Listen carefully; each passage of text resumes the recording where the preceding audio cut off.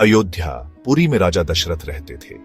अयोध्या, जो सरयू नदी के किनारे बसी थी, अपनी समृद्धि और शांति के लिए प्रसिद्ध थी। राजा दशरथ एक महान योद्धा और कुशल शासक थे। उनके शासन में प्रजा सुखी और समृद्ध थी। वे बहुत पराक्रमी और न्यायप्रिय थे। उनके शासन में अयोध्या में कभी भी अन्याय नहीं होता था।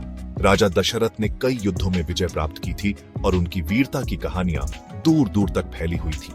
परंतु उनके मन में एक ही दुख था, उन्हें कोई संतान नहीं थी। राजा दशरथ और उनकी तीनों रानियां कौशल्या, कैकेयी और सुमित्रा इस बात से बहुत दुखी थे।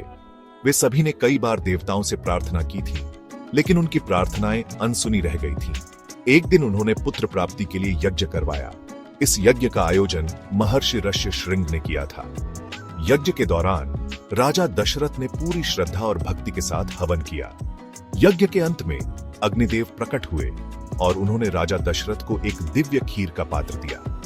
यज्ञ के प्रभाव से उन्हें 4 पुत्र रत्न प्राप्त हुए। राजा दशरथ ने वह खीर अपनी तीनों रानियों में बांट दी।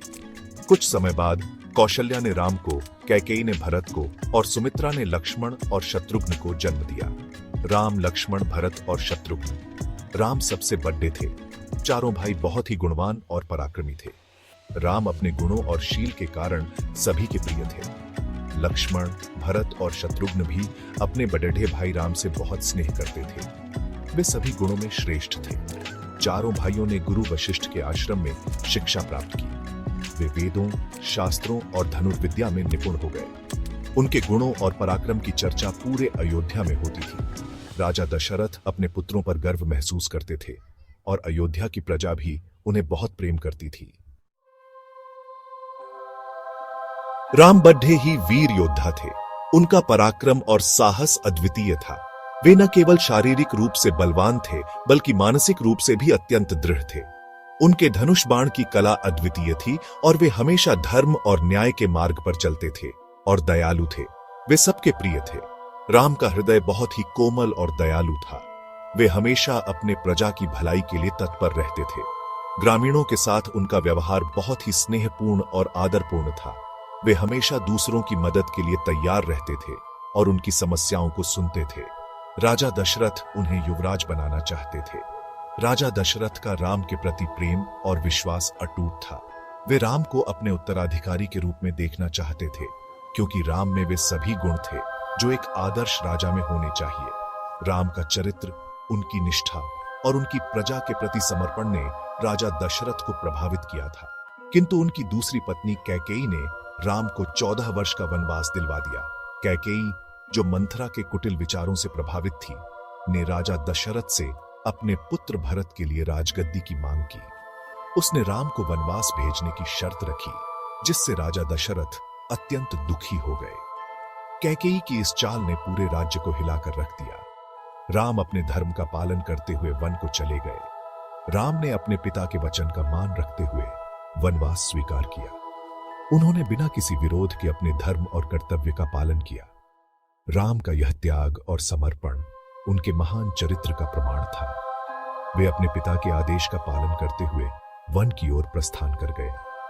उनके साथ उनकी पत्नी सीता और भाई लक्ष्मण भी गए। सीता, जो राम के प्रति अत्यंत प्रेम और निष्ठा रखती थीं, ने भी उनके साथ वनवास जाने का निर्णय लिया।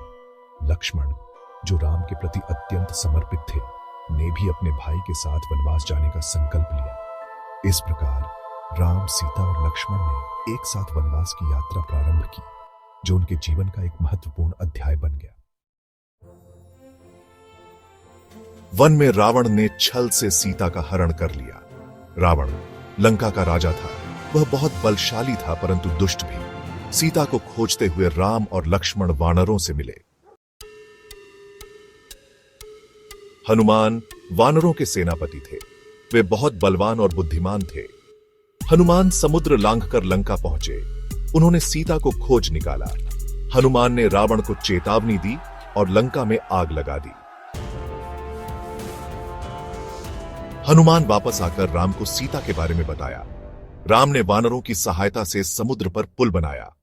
सारी वानर सेना राम के साथ लंका पर चढ़ाई करने के लिए तैयार हो गई। लंका पर चढ़ाई, राम और रावण का युद्ध। राम और रावण के बीच भयंकर युद्ध हुआ। इस युद्ध में राम के साथ लक्ष्मण और हनुमान ने वीरता से लड़ाई लड़ी। युद्ध में कई दिन बीत गए, दोनों ओर के वीर योद्धा मारे गए। रावण वध, बुराई पर अच्छाई की विजय। अंत में राम ने अपने बाण से रावण का वध कर दिया। सब जगह खुशी मनाई गई, बुराई पर अच्छाई की विजय हुई। राम ने सीता को मुक्त कराया और सभी अयोध्या वापस लौट आए। राम का राज्याभिषेक।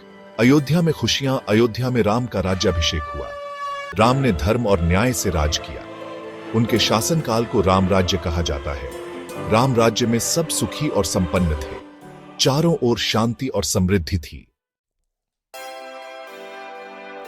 रामायण का संदेश, प्रेम और धर्म की जय। रामायण हमें सच्चाई, प्रेम और धर्म का पालन करने का संदेश देती है।